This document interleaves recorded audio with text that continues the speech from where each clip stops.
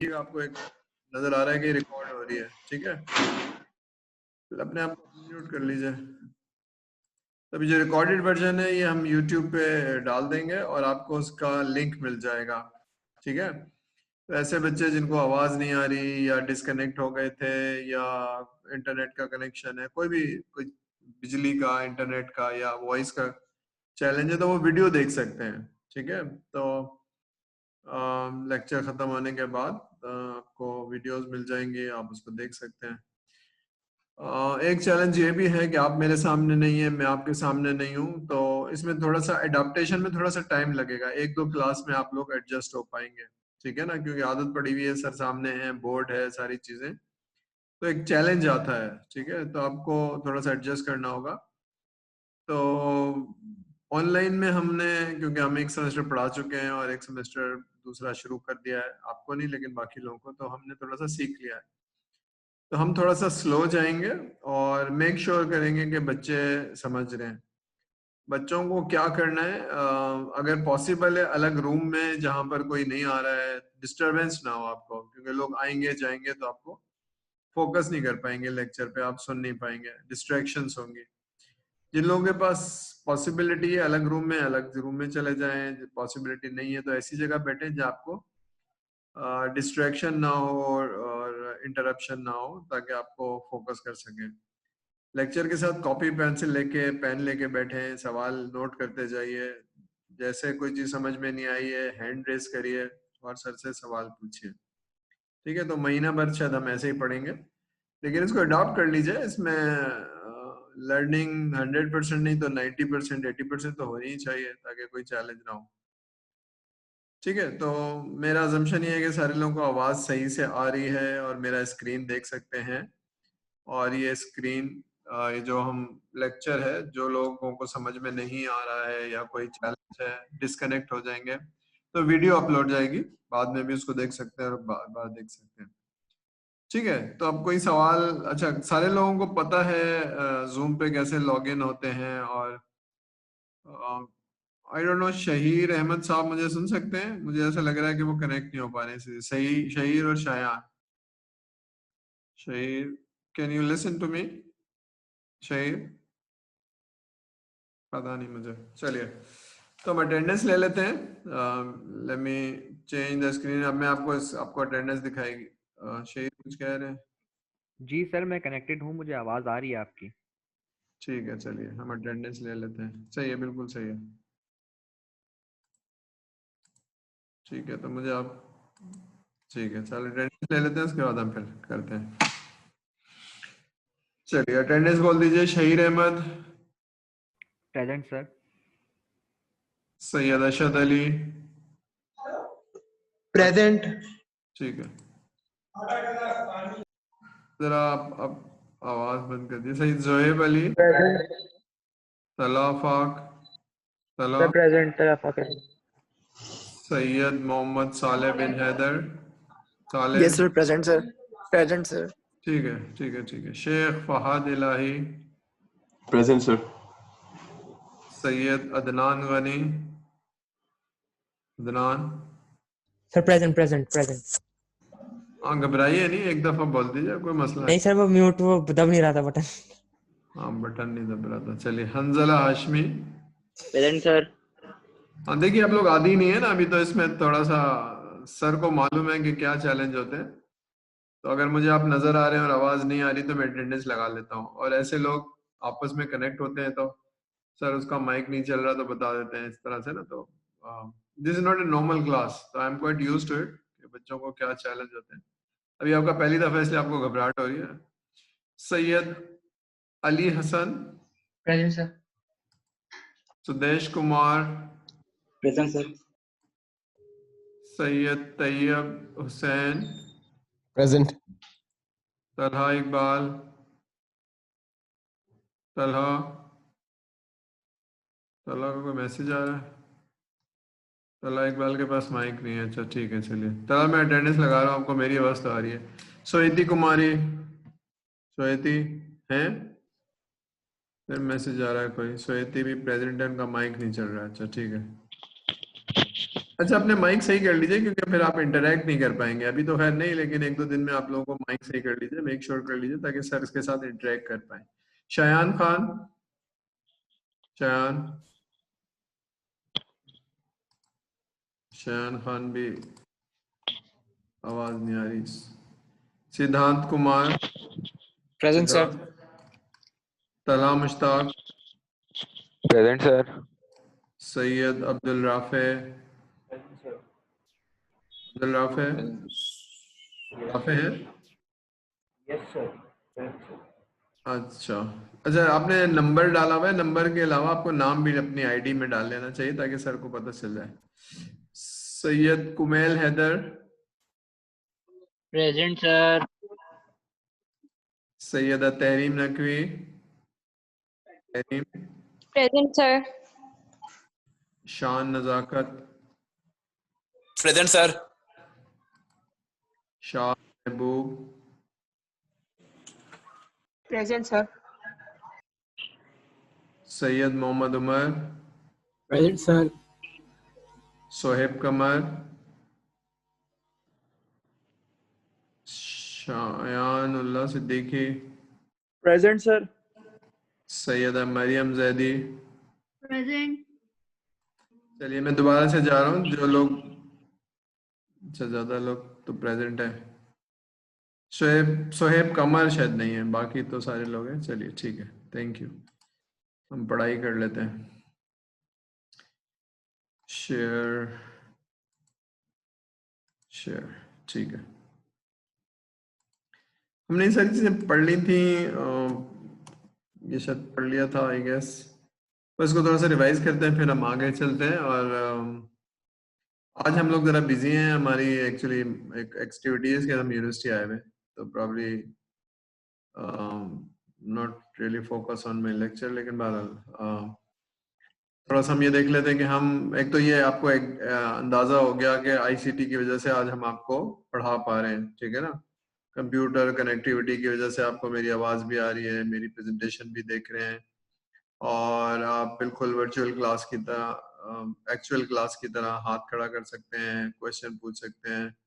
हम देख नहीं सकते हैं एक दूसरे को, देख भी सकते हैं एक्चुअली, अगर मैं दूसरे मोड में जाऊंगा, वीडियो वाले मोड में, तो उसमें बैंडविड्थ बहुत कंज्यूम हो जाती है, इसलिए हम नहीं जा रहे हैं। बहरहाल हम देख भी सकते हैं एक दूसरे को, ठीक है। तो ये हमने देखा था कि ARPA नेट 1969 में शुरू हुई थी, 4 यूनिवर्सिटीज को कनेक्ट किया था, और that was the starting point of A internet, ठीक है। तो 4 कंप्यूटर को कनेक्ट कर दिया था। तो हम देखेंगे 4 कंप्यूटर कनेक्ट कैसे होते हैं, कोई फिजिकल वायर होता है, क्या होता है। तो हमने ये देखा था, हमने ये देखा था कि कनेक्ट कैसे होते हैं। कनेक्ट ऐसे होते हैं जनाब के, एक मिनट, ठीक है, मुझे असल में आप लोग का स्लाइड भी नजर आना चाहिए। ऐसे कनेक्ट होते हैं, जरा तस्वीर में देख लीजिए, कंप्यूटर टेबल पे रखा हुआ है और एक कंप्यूटर जो है वो डिफेंस में है, मेरा कंप्यूटर और आपका जो कंप्यूटर आपके घर में, but we are all connected. तो अभी इस डायग्राम में ऐसे समझ लीजिए कि आपका और मेरा computer is connected through telephone line which is a physical connection, ठीक है। लेकिन एक डिसएडवांटेज क्या है कि जो टेलीफोन लाइन है इसके ऊपर डिजिटल सिग्नल नहीं चलता, यानी जो कंप्यूटर है वो तो 0-1 में चलता है ना, बाइनरी। तो जो टेलीफोन लाइन है उनमें बाइनरी सिग्नल नहीं जाता है, इसमें तो एनालॉग सिग्नल जाता है। तो फिर हम क्या करते हैं, जो आपको रेड वायर नजर आ रहा है, ये सॉरी सॉरी सॉरी सॉरी, क्या हो गया, यस, ठीक है। तो ये जो रेड वायर नजर आ रहा है आपको, ये डायरेक्ट टेलीफोन लाइन में नहीं जा रहा है, एक छोटी सी मोडेम के अंदर जा रहा है, फिर उसके अंदर से ब्लू वायर जा रहा है। तो ये क्या कर रहा है, ये आपके सिग्नल को कन्वर्ट कर रहा है इनटू एनालॉग, और फिर ये टेलीफोन लाइन पे चला जाएगा और जहां जाना है वहां तक पहुंच जाएगा थ्रू टेलीफोन नंबर जो आता है ना, आप नंबर डायल करते हैं तो वहां तक पहुंच जाएगा, फिर वहां से कन्वर्ट करेगा, ठीक है। तो this is you get connected, और आज भी ऐसे ही कनेक्ट होता है। और दूसरा ऑप्शन है कि हम सैटेलाइट के थ्रू कर लें, ठीक है। तो ये हमने पढ़ लिया था। बैंडविड्थ क्या होती है और बेस बैंड एक सिग्नल होता है और सेवरल ये होते हैं, हमने पढ़ लिया था कि अब जो हम इस्तेमाल करते हैं वो पहले उसको वाइड बैंड कहते थे, अब उसको ब्रॉड बैंड कहते हैं। उस पर एनालॉग सिग्नल जाता है, यानी अगर आप पाकिस्तान से दुबई कोई सिग्नल भेज रहे हैं तो वो डिजिटल सिग्नल इतना स्ट्रॉन्ग नहीं होता है, वहां तक नहीं जा पाएगा, तो हम उसको कन्वर्ट करते हैं और एनालॉग मीडियम यूज करते हैं। कोई केबल होगा, फाइबर ऑप्टिक होगा, उसके थ्रू होगा, मगर उसकी कैपेसिटी बहुत होगी, वो बहुत सारे, लेकिन उसमें क्या है कि वो लॉन्ग डिस्टेंस है और मल्टीप्लेक्सर है, लेकिन यूनी डायरेक्शनल होगा। तो हम दो केबल डाल देंगे, एक में जाने वाले सिग्नल और एक में आने वाले सिग्नल, लेकिन दोनों की कैपेसिटी बहुत होगी। ठीक है, तो हम ये कर लेते हैं। ठीक है, और ये वाले सिग्नल हम बेस बैंड को हम नहीं यूज करते हैं। फिर हमने भी पढ़ लिया था कि बिट्स पर सेकंड, बिट्स आपको पता है किसे कहते हैं? बाइनरी डिजिट को हम शॉर्ट फॉर्म में बिट्स कहते हैं। बाइनरी डिजिट का मतलब है 0 1। जब हम भी नंबर सिस्टम पढ़ेंगे, किसी ने पढ़ा हुआ भी होगा। ठीक है, तो पुराने जमाने में आज से 5-6 साल, 5-6 साल ही, ज्यादा साल पहले, जब आप वेबसाइट पे जाते थे पेज डाउनलोड, जैसे अपने डॉन का अखबार पढ़ना है या कोई और अखबार पढ़ना है, तो आ रहा है यानी उसमें 1 मिनट लगता था उसको आने में, लोड होता था ना, क्योंकि ये स्पीड बहुत स्लो थी। अब स्पीड बहुत हो गई, आप जाते हैं ठक से आ जाता है page, because of the mega bits पर सेकेंड और गीगा बिट्स पर सेकेंड, क्योंकि वो बिलियंस ऑफ बिट्स फटाफट आ जाती है, ठक से पूरा अखबार आ गया। तो स्पीड है, तो transmission of the data speed. तो आपके कंप्यूटर से मेरे कंप्यूटर तक स्लो जा रहा है तो टाइम लगेगा, और अगर गीगा बिट्स में जा रहा है तो ठक से आ जाएगा। तो उसके लिए you need to have a strong cable जिसकी कैपेसिटी बहुत ज्यादा हो, जो ट्रांसफर कर सके। तो अब ये जाहिर सी बात है, रिसर्च होती रही 10-12 सालों में, तो हमें पता चला कि हमें एक इस तरह का केबल चाहिए जो ये सब कर सके। ठीक है, तो ये हमने,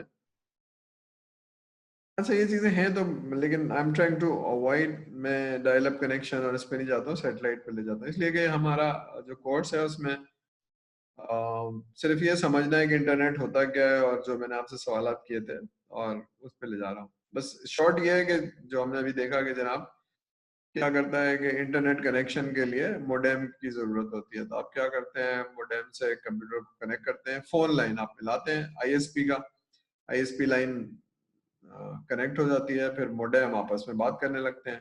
ठीक है, तो इस तरह से आपका कनेक्ट हो जाता है।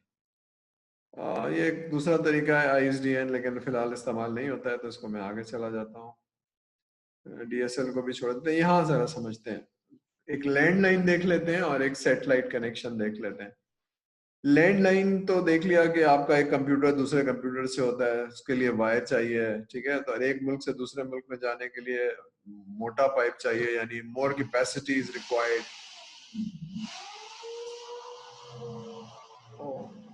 आप लोगों को शोर सुनाई दे रहा है? ये मेरे बराबर में ड्रिल हो रही है, तो आई डोंट नो कैसे करें। Yes sir.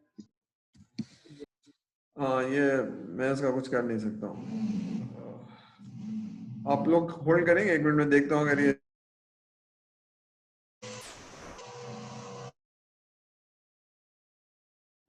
मैं 1 मिनट वेट कीजिएगा, मैं जरा इनको समझाने की कोशिश करता हूँ जाके बाहर, जरा 1 मिनट रुक।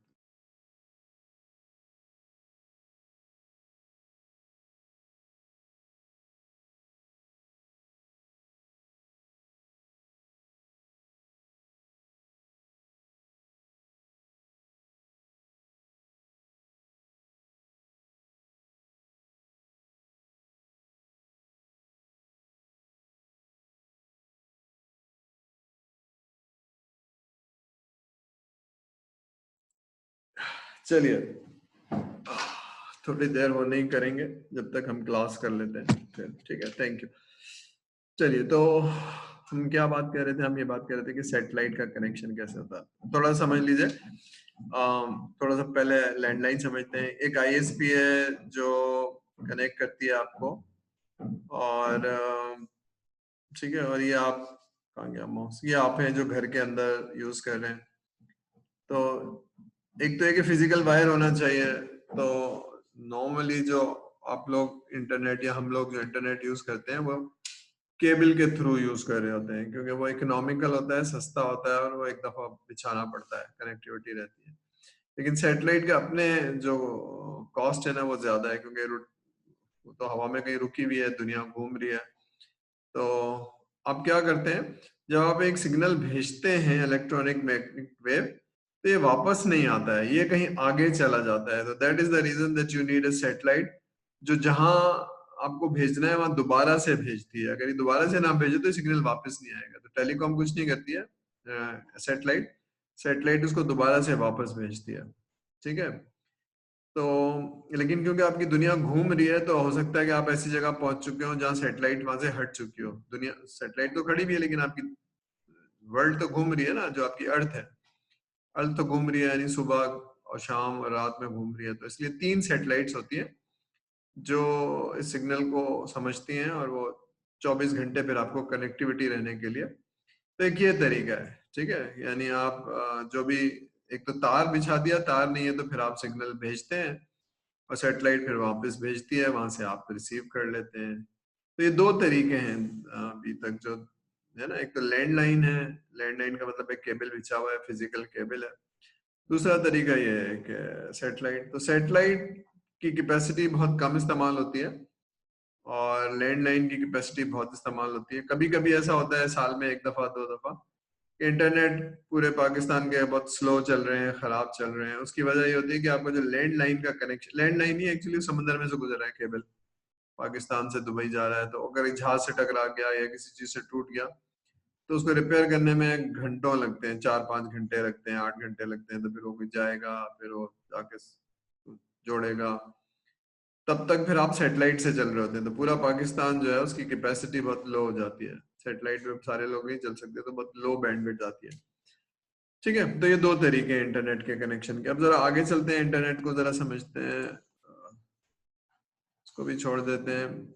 आईएसपी का वर्ड आपने सुना होगा कि अगर आप कोई पीटीसीएल से भी ले सकते हैं। पीटीसीएल एक तो कनेक्ट, वो टेलीफोन कंपनी है, लेकिन वो कनेक्ट इंटरनेट सर्विस प्रोवाइडर भी है। तो उसके अलावा कोई आप ले रहे हैं तो देयर आर 2 टाइप्स ऑफ आईएसपीज। एक तो एक्चुअल आईएसपी है जो कनेक्ट है पूरी वर्ल्ड से, फिर उसके सब डीलर्स होते हैं मोहल्ले के अंदर, इलाकों के अंदर, जो इंटरनेट से प्रोवाइड कनेक्ट होते हैं और फिर आपको सर्विस दे रहे होते हैं। और आप लोकली कनेक्ट होते हैं उनसे केबल के through, not telephone line, cable के थ्रू। जो आपके घर में RJ45 आता है ना, एक जैसे टेलीफोन का कनेक्शन है, वैसे थोड़ा सा बड़ा होता है। आपका टेलीफोन को RJ11 कहते हैं, जो छोटा होता है, और ये RJ45 होता है, क्योंकि जरा बड़ा साइज होता है, तो इसको RJ45 कहते हैं। तो वो आपके वाईफाई कनेक्शन में आ जाता है। वाईफाई फिर सारे घर में जितने भी 2-4 मोबाइल फोन है, कंप्यूटर है, उनसे कनेक्ट हो जाता है, ठीक है। ये वही है कि आपका लैन आ गया, फिर आप उसको वाईफाई से कनेक्ट कर देते हैं। वाईफाई किस चीज का एब्रीविएशन है, यहाँ देख लीजिए, वायरलेस फील्ड। तो फिडेलिटी जो भी आपकी जा रही है, तो वायरलेस हो गई फील्ड्स।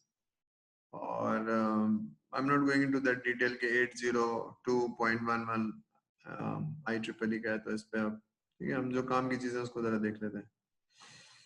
इंटरनेट किस चीज का एब्रीविएशन है, देख लीजिए, इंटरनेट, इंटरनेशनल नेटवर्क का एब्रीविएशन है। नेटवर्क आपको मालूम है, 2 या 2 से ज्यादा कंप्यूटर अगर कनेक्ट हो जाएं तो हम इसको क्या कहते हैं, नेटवर्क, ठीक है। और अगर मेरा नेटवर्क बराबर वाले कमरे से है या बिल्डिंग के अंदर मेरा नेटवर्क है, तो हम इसको कहते हैं लोकल एरिया नेटवर्क। लेकिन अगर मेरा नेटवर्क दूसरे शहर में भी कनेक्ट है, तो हम इसको कहते हैं वाइड एरिया नेटवर्क, ठीक है। Local area network, wide area network.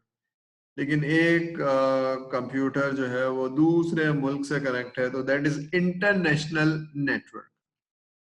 बात समझ में आ रही है? तो ये इंटरनेट है। तो कनेक्टिविटी जब बहुत डिस्टेंस हो जाए, बहुत दूर हो जाए, तो this is called international network, ठीक है। तो internet consist of hundreds and thousands of smaller networks linking educational, commercial, non-profit ठीक है। अब इसका कॉन्सेप्ट है क्या, तो हमने, अगर आपको याद हो, जो सर्वर या ऐसी मशीन्स पड़ी थी जो सिंगल यूजर नहीं थे, मल्टीपल यूजर थे, तो concept of client and server. एक कंप्यूटर था जो बहुत पावरफुल था, उसकी कैपेसिटी बहुत ज्यादा थी, हार्ड डिस्क और रैम, और वो पावरफुल था। पावरफुल इन द सेंस कि कंप्यूटर का जो प्रोसेसर था वो बहुत इंफॉर्मेशन को बहुत जल्दी प्रोसेस, तो 500 लोग यानी 100 यूजर्स या 500 यूजर्स या 1000 यूजर्स को एट ए टाइम सर्विस दे पाता था। तो वो सर्वर का कॉन्सेप्ट है। एक सर्वर है, उसमें बहुत सारी चीजें पड़ी हुई हैं और वहां से आप रिक्वेस्ट करते हैं, तो यू आर ए क्लाइंट। अगर मैं किसी वेबसाइट को एक्सेस कर रहा हूं तो आई एम ए क्लाइंट। अगर मैं डॉन की वेबसाइट या बीबीसी की वेबसाइट या कोई और वेबसाइट एक्सेस कर रहा हूँ, आई एम ए क्लाइंट। मैं जाता हूँ और मैं उस बीबीसी को देखना चाहता हूँ, या एलएमएस है, या अभी चले एलएमएस को छोड़ दें, किसी भी वेबसाइट को, तो वेबसाइट इज ए सर्वर जिसके पास सेंट्रल कंप्यूटर पे कहीं चीज वो होस्ट हुई होगी, और वहां तक पहुंचने के लिए मुझे उस मशीन तक पहुंचना होगा और उसकी पेजेस को देखना होगा। ठीक है, तो ये क्लाइंट एंड सर्वर का वो है, थोड़ा सा कॉन्सेप्ट है। ठीक है, तो आप एज ए क्लाइंट किसी भी वेबसाइट पे जाते हैं और वो जो सर्वर है वो उसके ऊपर वो लोड हुई होती है और वो फिर आपको दिखाना शुरू करता है। लेकिन अगर आपके पास बहुत लोड हो जाए तो फिर आपकी सर्वर पे लोड आ जाएगा और वो स्लो हो जाएगा और एक वक्त होगा डाउन हो जाएगा। तो अब ये देखते हैं कि उसकी परफॉर्मेंस कैसे बेहतर होगी, क्या चीज होगी। लेकिन well, this is the concept of client and server. यहाँ तक बात समझ में आ रही है? कोई चैलेंज तो नहीं है? इंटरनेशनल नेटवर्क ये भी समझ में आ गया, नेटवर्क भी समझ में आ गया। इसमें कोई बात नहीं समझ में आ रही है या कोई चीज परेशान कर रही है तो raise your hand and ask the question. Everything is okay? ठीक है, अभी थोड़ा सा हो सकता है आपको फोकस करने में मुश्किल हो रही हो कि मैं क्योंकि सामने नहीं हूँ और घर में लोग आ जा रहे हैं या फिर आई डोंट नो जो भी सूरत हाल है, तो प्रॉब्ली चैलेंज हो सकता है फोकस करने में। तो मेरी एडवाइस ये है कि आप अपने किसी दूसरे कमरे में चले जाइए, ऐसी जगह चले जाइए जहाँ इंटरेक्शन ना हो, जो आपको ना हो रहा हो। ठीक है, या फिर ये वीडियो आपको अपलोड हो जाएगी तो फिर अच्छे वक्त में आप, जब भी आपके पास रश कम होता है या जो लोग कम होते हैं, तो आप देख सकते हैं। ठीक है, आगे चलते हैं। Point of presence. प्रेजेंस क्या चीज है? पॉइंट ऑफ प्रेजेंस क्या चीज है? An internet point of presence is an access point to the internet.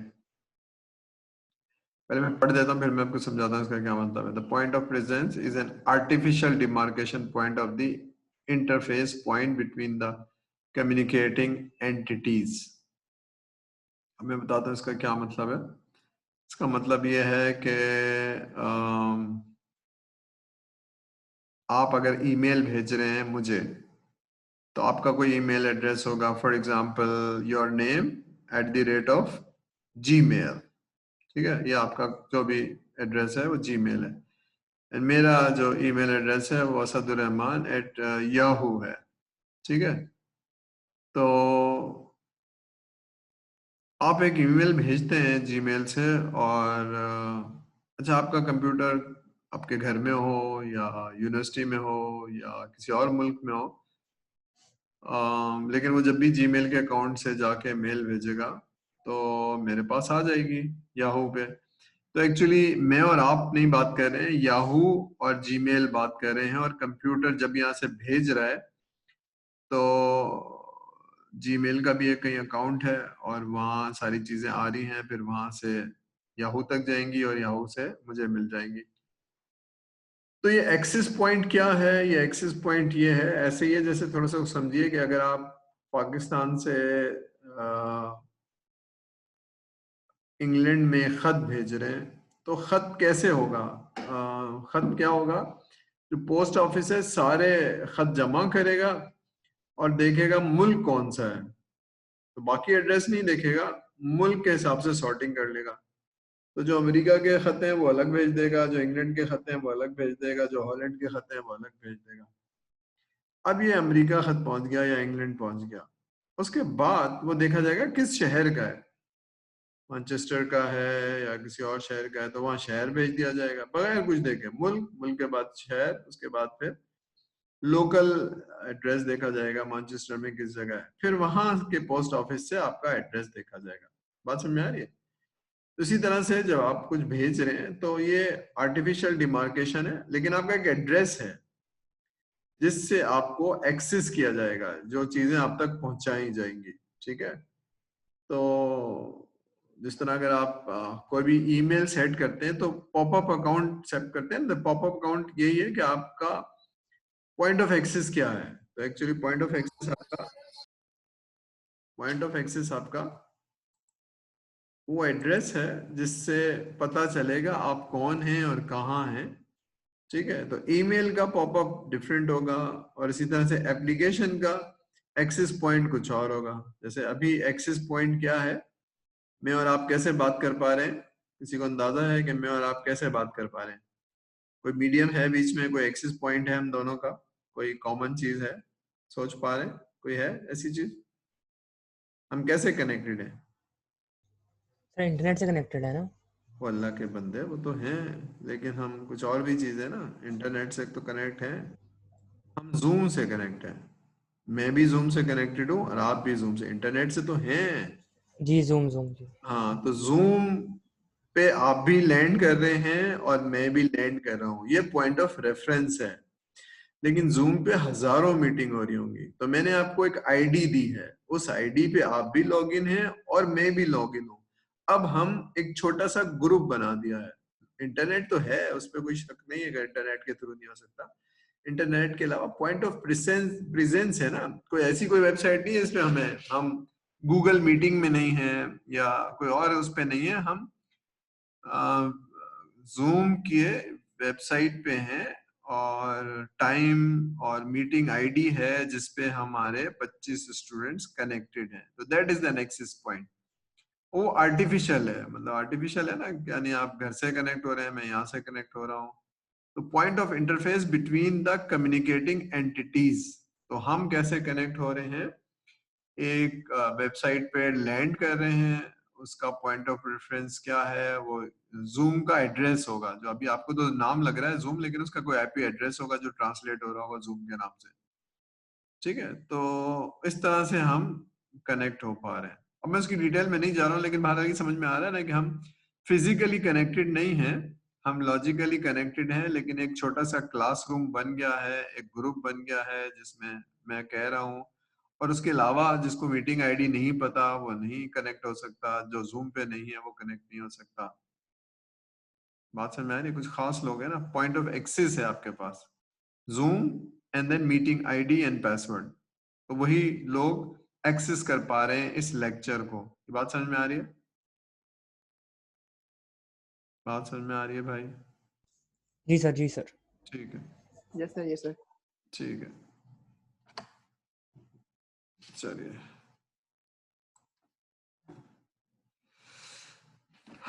अच्छा, अब जरा थोड़ा समझते हैं। ठीक है, नेटवर्क एक्सेस पॉइंट। अब ये जो पूरा इंटरनेट आप एक्सेस कर रहे हैं, ये कहीं से एक्सेस होगा, ये कैसे एक्सेस होगा? अब ये खत कैसे पहुंचता है? हेड ऑफिस में पहुंचता है, उसके बाद मना करके आया था इनको, फिर भी ड्रिल कर रहे हैं। चलिए जरा इसको शॉर्ट कर लेते हैं। मैं एक तस्वीर दिखाया था ताकि फिर आपको मैं बता दूं मैं क्या बता रहा हूँ, कहाँ गया। हाँ, नेटवर्क एक्सेस पॉइंट बता रहा हूं मैं, आप एक्सेस कैसे करते हैं। आप ये देख रहे हैं कि ये एक अमेरिका का नक्शा है और बहुत सारी वेबसाइट्स हैं, नेटवर्क एक्सेस सर्विसेज हैं, ये सर्विस प्रोवाइडर। तो ये वो लोग हैं सर्विस प्रोवाइडर। मगर आप कैसे कनेक्ट करते हैं? आप ये जो ब्लू है ना डॉट, ये वाला ब्लू डॉट, ये वाला ब्लू डॉट, और इससे आप एक्सेस करते हैं। ठीक है, तो नेटवर्क एक्सेस पॉइंट ये है।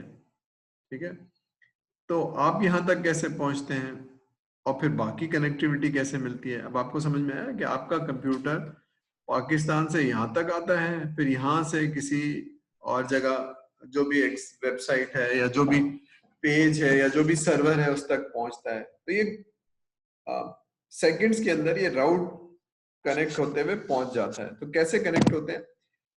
आपका एक कंप्यूटर है जो कि आपके आईएसपी से कनेक्ट होता है, और आईएसपी इस पे ड्रॉप होता है। किस पे? ये नेटवर्क एक्सेस पॉइंट पे। तो नेटवर्क एक्सेस पॉइंट यहाँ से बाहर निकल के आईएसपी को कनेक्ट देता है, और आईएसपी लोगों को कनेक्शन देता है, और फिर वो वेब यानी वर्ल्ड वाइड वेब से कनेक्ट हो गया, बस पूरी दुनिया से मिनटों सेकंडों में कनेक्ट हो गया। ठीक है, तो आपका पीसी आईएसपी से कनेक्ट हुआ, आईएसपी यहाँ ड्रॉप हुआ, और ये सारे लोग आपस में कनेक्टेड हैं, जिसमें बहुत सारे राउट्स हैं। बहुत सारे राउट इसलिए कि अगर एक जगह कंजेशन आ जाए या एक जगह टूट जाए या कुछ और हो जाए तो मल्टीपल कनेक्शंस होंगे। तो ये थोड़ा सा समझ में आ रहा है, नेटवर्क एक्सेस पॉइंट। ठीक है, तो थोड़ा सा आगे चलते हैं। Internet backbone. तो इंसान की बैकबोन क्या होती है? उसकी रीढ़ की हड्डी। अगर वो टूट जाए तो बेचारा जमीन पे गिर जाएगा, चल नहीं पाएगा। तो बैकबोन इज वेरी इंपॉर्टेंट। तो नेटवर्क एक्सेस पॉइंट, ये नैप का मतलब है network access point is a direct internet traffic from one NAP to the next. ठीक है, तो अभी नेक्स्ट डायग्राम बताऊंगा, उसमें दिखा दूंगा मैं। तो क्या है? NAP are connected by the equivalent of interstate highways. Interstate highways का क्या मतलब है? एक शहर दूसरे शहर को कनेक्ट करना हो तो बड़ी बड़ी हाईवे हो जिन पे ट्रैफिक रुके नहीं, जितना भी हैवी ट्रैफिक है वो जाता रहे, सड़कें लोगों को अवेलेबल हो। ठीक है, तो ये जो इंटरनेट की कनेक्टिविटी है जो आपके लिए ट्रांसपेरेंट है, वो बहुत बड़े बड़े पाइपलाइन से कनेक्ट हो। उसमें कोई बॉटल नेक नहीं आना चाहिए। ठीक है, उसमें कोई कंजेशन नहीं आना चाहिए। जैसे शारे फैसल की रोड है, तो शारे फैसल जब आप आजकल जाएंगे, छुट्टियां हैं स्कूल कॉलेज की, तो आपको बिल्कुल कोई रश नहीं मिलेगा। लेकिन वही रोड जब स्कूल भी खुले हों, कॉलेज भी खुले हों, यूनिवर्सिटी भी खुली हो, तो वो सुबह के वक्त या रश आवर जिसे आप कहते हैं ना, 5 बजे से 7 बजे तक, और रश ही रश मिलेगा। तो वो पीक टाइम कहलाते हैं। तो अब नेटवर्क में भी ऐसा ही है कि कुछ पीक टाइम्स हैं, जैसे दोपहर का वक्त जिसमें सारे लोग इंटरनेट एक्सेस करते हैं, तो फिर वो कंजेशन आ जाती है, तो फिर उसको रिमूव किया जाना चाहिए। तो ये है इंटरनेट बैकबोन। ठीक है, तो अब उसमें कौन लोग हैं? बैकबोन कौन करता है इंटरनेट का?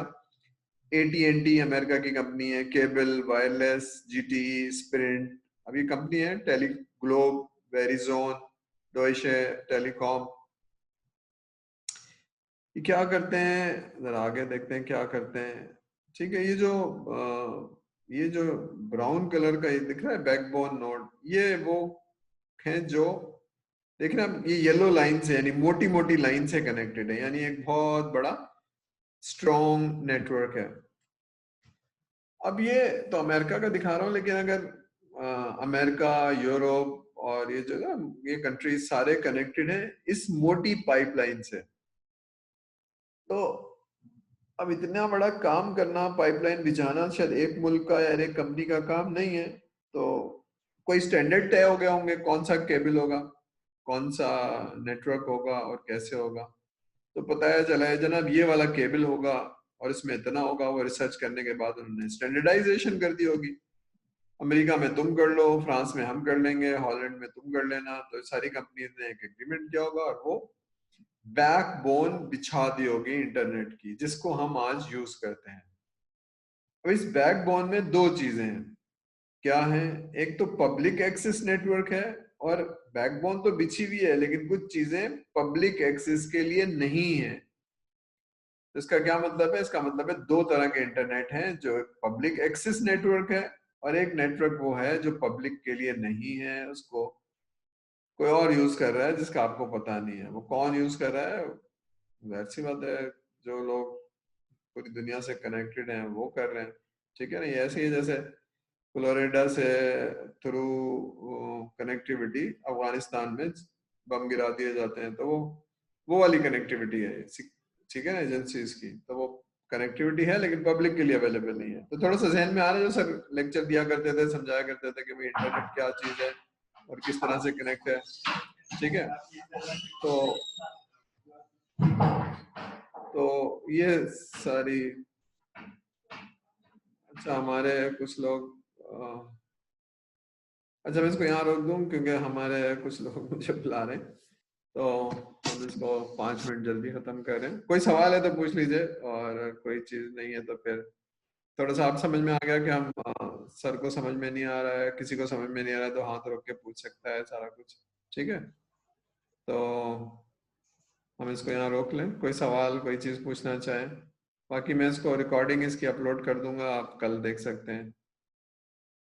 जी कोई चैट करके कुछ बता रहा है जी। सर क्लियर है, क्लियर है। ठीक है, ठीक है। तो हम इसको रोक रहे हैं क्योंकि I been called by the departmental head, वो बुला रहे हैं मुझे, ठीक है। तो हम इसको 5 मिनट जल्दी खत्म कर रहे हैं, ठीक है। चलिए तो हम इसको खत्म कर लेते हैं, और थैंक यू वेरी मच, बहुत शुक्रिया आप लोगों का।